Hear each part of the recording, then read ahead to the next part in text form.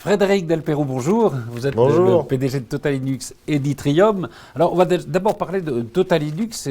Total Linux, c'est un fournisseur de matériel informatique, si je peux aller vite. Exactement. Et Total Linux, en fait, c'est une société qui a un certain âge. Ça fait à peu près 2004, 20 ans. C'est ça, 2004, donc à peu près 18 ans, 20 ans qu'on existe. On fournit des data centers, notamment sur toute la partie HPC. Donc High Performance Computing, c'est la fourniture de supercalculateurs pour calculer des avions, des voitures, des déformations, quelles qu'elles soient. Voilà, ça peut être du risque financier aussi, suite à l'affaire par exemple Kerviel, et éventuellement sur tout ce qui est calcul de médicaments ou de vaccins, comme par exemple pour la Covid-19.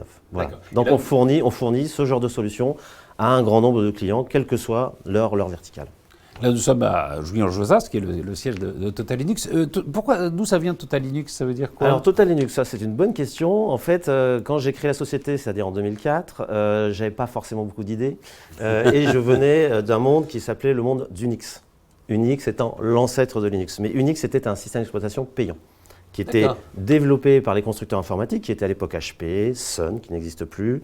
Je crois qu'il y avait Compaq, et puis il y en avait un quatrième qui était IBM. Voilà. Et ils avaient chacun un système d'exploitation qui s'appelait Unix, avec un nom différent. Et un Norvégien, je crois, un étudiant, a trouvé une bonne idée. Il s'est dit, pourquoi pas créer un système d'exploitation gratuit. Et il a créé donc Linux. Et il est associé Linux, et il y a associé une petite mascotte qui est le pingouin. Donc c'est pour ça que vous retrouverez, si vous pouvez, sur nos anciens logos, un pingouin avec marqué Total Linux Extreme Compute. Voilà. Alors, on va parler de l'immersion, de ce qu'on appelle le cooling immersion, hein, c'est ça? Alors, immersion cooling. Immersion cooling. Mais auparavant, alors il faudrait peut-être dresser un état des lieux. C'est vrai que les data centers, ça consomme une énergie incroyable. Alors, c'est un peu le problème qu'on est en train de découvrir actuellement avec les chiffres de 2020 qui viennent de tomber. Les data centers sont devenus les premiers pollueurs de la planète. Alors ça, c'est les premiers pollueurs de la planète. Les premiers pollueurs devant les trois autres. On était quatrième en 2019. Alors, quand je dis c'est pas l'aviation, c'est pas Non, malheureusement avec le Covid, l'aviation a bien freiné. Les gaz, tout ce qui est empreinte carbone a diminué fortement.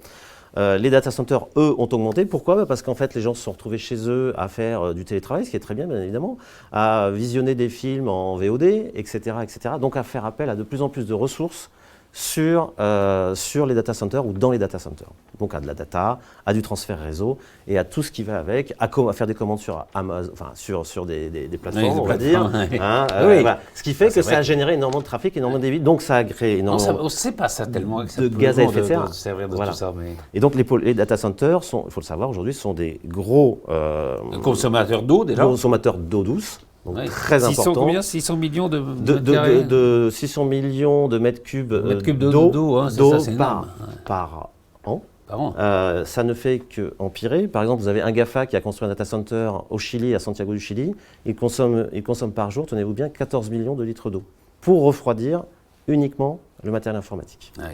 Alors, au Chili, l'eau potable, c'est pas ce qu'il y a de plus courant. Hein. Donc, il y a des choix qui ont été faits. On sait que le problème de l'eau va être un des problèmes essentiels des années qui viennent. Alors, ces sociétés-là ont un tel pouvoir financier, ils ont eu le droit de faire des captations directes dans la nappe phréatique. Et c'est ça qui est aujourd'hui qui est déplorable, c'est que l'eau va devenir, d'après l'ONU, en 2030, rare, et en 2040, d'après le Gartner, va devenir va disparaître sur certaines zones du globe. Donc il va falloir choisir un moment, est-ce qu'on va continuer à refroidir de manière classique les data centers avec de l'eau, ou est-ce qu'il va falloir changer notre technologie et adapter cette techno pour éviter de gaspiller de l'eau qui est plutôt destinée à l'être humain. On n'a pas parlé des gaz à effet de serre. Les gaz à effet de serre, ça, c'est aussi quelque chose que dégagent les data centers. Et ça, c'est très, très inquiétant. Alors, parlons de l'immersion cooling, justement, qui a été la solution que vous prônez. Alors, l'immersion cooling, qu'est-ce que c'est? L'immersion cooling, c'est ni plus ni moins qu'une vieille technologie qui est de refroidissement liquide des équipements électriques. Donc, il faut savoir que EDF le fait, EDF par exemple, mais il y en a d'autres qui le font, le fait depuis 1950 avec ses transformateurs moyenne tension et haute tension. Il le fait via un PCB qui s'appelle le pyralène. Le pyralène a une problématique, donc c'est quelque chose de synthétique. Il a une problématique, c'est qu'il est extrêmement toxique. D'accord. Toxique pour la planète et pour tout son environnement, et ne serait-ce aussi que dans sa fabrication. Donc c'est pas une vraie solution. Ça l'a été technologiquement pendant un moment parce qu'on ne savait pas faire autrement, mais on peut faire beaucoup mieux. Voilà. Et aujourd'hui, on sait faire mieux. Donc c'est pour ça qu'aujourd'hui, Total Linux s'est lancé sur ce programme Itrium pour construire un data center de nouvelle génération, complètement disruptif par rapport au système de refroidissement actuel, où aujourd'hui on refroidit les data centers par air forcé. Aujourd'hui, nous, on refroidit les serveurs informatiques par ce fameux liquide, donc qui est ce qu'on appelle un liquide GTL, gaz to liquide, raffiné par un peu n'importe qui, par Total, par Shell, enfin n'importe qui, les raffineurs bien évidemment. Ce liquide a deux caractéristiques principales. Il est diélectrique, forcément. Diélectrique, qu'est-ce que ça veut dire? Ça veut dire qu'il ne conduit pas l'électricité, c'est pas de l'eau. Sinon, forcément... c'est quand même mieux pour immerger. Il y en a un qui a fait des étincelles dans sa baignoire avec ça. Et puis, deux, il est caloriporteur. Donc, caloriporteur, qu'est-ce que ça veut dire? Ça veut dire qu'en fait, on va transmettre la chaleur au sein des molécules. C'est-à-dire de molécule à molécule, dans le liquide, on va transmettre la chaleur de manière à ce que la chaleur se dissipe très très rapidement, mais sans perte de charge. D'accord. Vous voyez, l'eau, elle, a un inconvénient, c'est que de l'eau chaude, vous la tenez chaude pas très longtemps. C'est-à-dire que quand vous la faites transvaser, elle perd vite de sa chaleur. Alors que ce liquide-là, il va garder la chaleur. Il va la transporter. Voilà. On voit un petit peu, voilà. Donc voilà la solution. Une solution, donc on immerge les serveurs sont entièrement immergés. Donc vous voyez ici, vous avez donc des processeurs qui chauffent avec des barrettes mémoire et puis tous les composants électroniques qui sont rattachés à ce serveur. Donc ça, c'est un élément que vous trouvez, c'est un élément classique que vous retrouvez dans tous les data centers. C'est un serveur de production. Et ça marche pour tous les matériels? Et ça marche pour tout type de matériel. Il n'y a aucune modification à faire, si ce n'est retirer les ventilateurs qui sont faits pour brasser de l'air et qui ne servent plus à rien. Parce qu'on ne refroidit plus par air, mais on refroidit en immersion. Donc en fait, le liquide vient, vous l'avez compris, tout autour de tous les composants physiques du serveur. C'est incroyable. Ça, c'est absolument génial. Donc, et on peut en plus récupérer un peu de l'énergie. En effet, le liquide arrive à température ambiante. Il arrive par le bas. Et à partir de là, par convection naturelle, le liquide va se réchauffer parce qu'il va y avoir un transfert thermique qui va se faire des radiateurs dans le liquide. Et le liquide chaud va remonter et via un système de bac tampon qu'on peut trouver dans un système de piscine, va partir dans un échangeur. Et la chaleur, le delta de température, le delta T, va lui être récupéré et renvoyé dans la CTA du bâtiment Yttrium. Donc ça c'est important, c'est que la chaleur va être récupérée pour les besoins d'Yttrium. Pour les besoins d'Yttrium. Alors parlons d'Yttrium justement. Qu'est-ce que c'est qu'Yttrium? Yttrium, c'est quoi? Alors Yttrium, c'est un nouveau bâtiment qu'on allons avoir le plaisir de construire sur la commune de Jouan-Josas. Qui va voir le jour en 2022, c'est ça? Qui va voir, si tout va bien, si le Covid décide d'arrêter de nous embêter, ça parce que ça a beaucoup gêné le constructeur avec qui nous travaillons. Donc si tout va bien, septembre 2022, nous risquons d'être livrés de ce data center et de ce bâtiment. Qui sera donc dans Jouan-Josas. Qui sera à l'entrée de Jouan-Josas. Donc Jouan-Josas, vous le savez, c'est une très belle commune. Qui est une belle petite vallée avec sur la partie sud HEC, ça tout le monde le sait. Et puis nous aurons, alors nous ne sommes pas de la hauteur de HEC, mais nous aurons donc Total Linux sera à l'entrée de Ville-Nord sur la commune de Jouan-Josas. Et dans cet Yttrium, alors il y aura le siège de Total Linux, je suppose, il y aura l'immersion des data centers. Il y aura toute une partie data center, il y aura une partie de bureau qui sera connectée ou non au data center. Ça, les locataires pourront voir ce qu'on... C'est-à-dire que vous allez offrir des bureaux à des sociétés. On aura des surfaces disponibles à la location pour des sociétés qui seront de préférence, on verra, dans notre activité, c'est toujours plus sympa de travailler entre nous, ou des sociétés qui auront besoin de bureaux plutôt, on va dire, de haute qualité et plutôt bien positionnés par rapport au plateau de Saclay, par rapport à Orly, à Roissy, etc. D'accord. Voilà. Et ça a été pensé, alors ça a été pensé par un architecte, donc Madame Starret, ici présente, qui a donc dessiné ce bâtiment. Qui est magnifique d'ailleurs. Voilà, on a eu pas mal d'échanges avec le constructeur parce qu'en fait, on a dû, on va dire, aménager certaines contraintes dues à notre activité. Voilà. On est une entreprise française. Oui. Tout à fait. Non mais voilà, on a le cocorico derrière. Non, je veux dire, vous faites partie de cette excellence française. Enfin, c'est bien de le célébrer, non? C'est bien de le dire.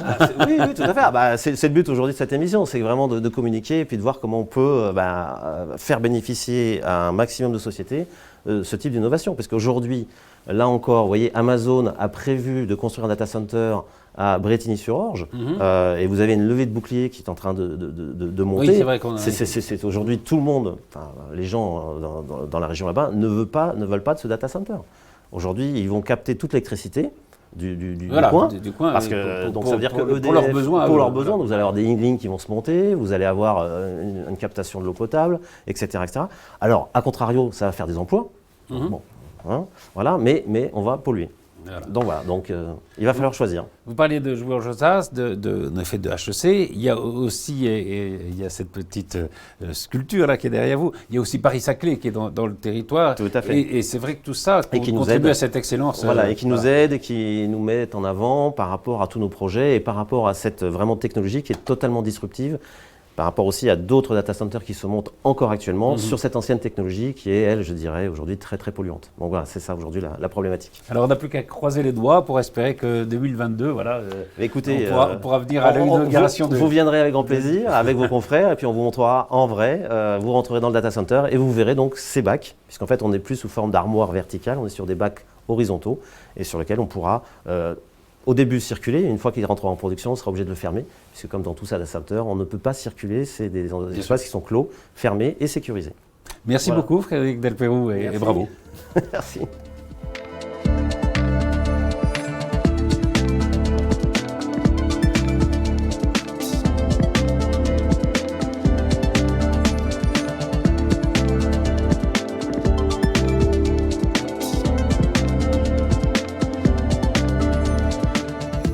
Marie-Hélène Aubert, la maire de Jouy-en-Josas que vous êtes, doit être fière d'accueillir des pépites comme Total Linux. Extrêmement fière parce que Jouy est une ville qui s'est engagée dans la transition écologique et énergétique depuis un moment déjà, puisque en 2016 on a été labellisé territoire à énergie positive pour la croissance verte, donc normalement engagé pour une autonomie énergétique en 2056. Mais voilà, il faut que tous les acteurs du territoire s'engagent aussi dans cette démarche pour que ça fonctionne. Et on parle beaucoup de transition écologique, on rénove nos bâtiments, on les isole, on parle beaucoup agriculture, urbaine, etc., nature en ville. Mais là, on est dans une autre dimension bien plus efficace, si j'ai bien compris la technologie de ce futur data center, et qui agit sur la planète à une échelle beaucoup plus importante. Oui, parce que les data centers, comme le disait Frédéric Delperroux, sont les plus grands pollueurs actuels. Donc, pollueurs, consommateurs d'eau, voilà, et vraiment destructeurs de la planète. Usure du matériel, etc. Ouais. Et donc il va y avoir cet Yttrium qui va naître fin 2022 si tout va bien. Vous allez faire en sorte qu'il soit très heureuse de le mettre à l'honneur dès que je le peux, très heureuse de l'accueillir. Ça va être vraiment une vitrine de la technologie française telle qu'on l'aime et telle qu'on est fier de la vendre à l'étranger. Donc extrêmement fier d'accueillir Yttrium à Jouy-en-Josas. Et c'est bien qu'une ville comme Jouy-en-Josas, c'est à la fois la toile de Jouy, c'est-à-dire la tradition, et à la fois la modernité avec Total Linux et Yttrium. Vous avez tout compris de Jouy-en-Josas. Merci beaucoup. Merci.